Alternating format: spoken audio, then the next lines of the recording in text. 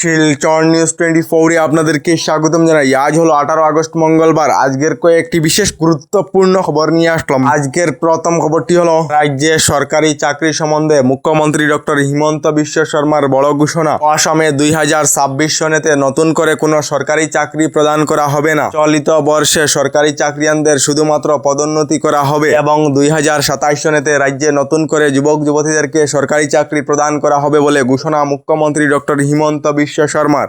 এদিকে রাজ্যে নতুন করে এবার গঠন করা হবে 8টি সমজেলা। রাজ্যের কমলপুর, রঙ্গানদী এবং সাবুয়া, লাহুবাল এবং কাঠিগোড়া, বহরমপুর, শিশিবরগাঁও এবং বড়হলা এই 8টি সমষ্টিতে নতুন করে সমজেলা গঠন করা হবে বলে ঘোষণা মুখ্যমন্ত্রী ডক্টর হিমন্ত বিশ্ব শর্মার।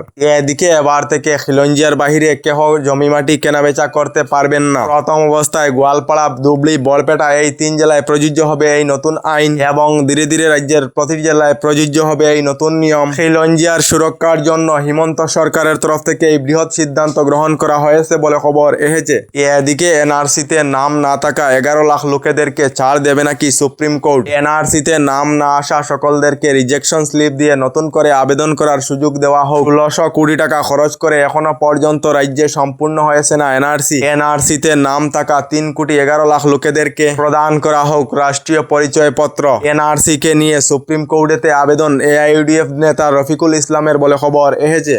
এদিকে কাপড় এবং বাসনের জন্য প্রতিটি ক্ষতিগ্রস্ত পরিবারদেরকে প্রদান করা হবে 5,000 করে টাকা। তার সঙ্গে জীবিকার জন্য প্রতিটি ক্ষতিগ্রস্ত পরিবারেরা লাভ করবে 3,000 করে টাকা। সরকারের অতিরিক্ত পারিতোষিক হিসাবে লাভ করবেন 7,000 করে টাকা। উজান অসমের বন্যায় ক্ষতিগ্রস্ত হওয়া পরিবারদের জন্য ঘোষণা মুখ্যমন্ত্রী ডক্টর হিমন্ত বিশ্ব শর্মার। এদিকে ইরান ও আমেরিকার যুদ্ধের মধ্যে ইরান সরকারের তরফ থেকে বৃহৎ ঘোষণা করা হয়েছে। এবার একজন আমেরিকান সেনাকে হত্যা করলে ইরান সরকারের তরফ থেকে 28 লাখ টাকা প্রদান করা হবে এবং বিশেষ করে মহিলা এই হত্যা করলে মহিলাকে ডবল টাকা প্রদান করা হবে বলে ইরান সরকারের তরফ থেকে ঘোষণা করা হয়েছে। এদিকে রাজ্যে আবার আরম্ভ হবে বন বিভাগের উচ্ছেদ অভিযান। রাজ্যের গোলাঘাটের অসম নাগাল্যান্ড সীমান্তের মেরাপানির 2 নং নেগেরি বিলের 59টি পরিবারের বাসগৃহতে উচ্ছেদ অভিযান চালানো হবে বলে খবর এসেছে।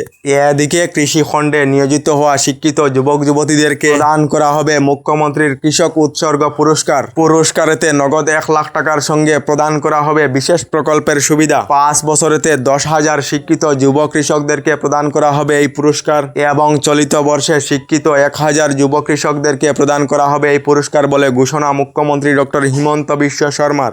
এদিকে টানা বৃষ্টিপাতের ফলে আবার হারেঙ্গাজাওয়ে বসে গেল রেলের ট্র্যাকের নিচে মাটি, যার ফলে গৌহাটি শিলচর এক্সপ্রেস বাতিল করা হয়েছে বলে খবর এসেছে।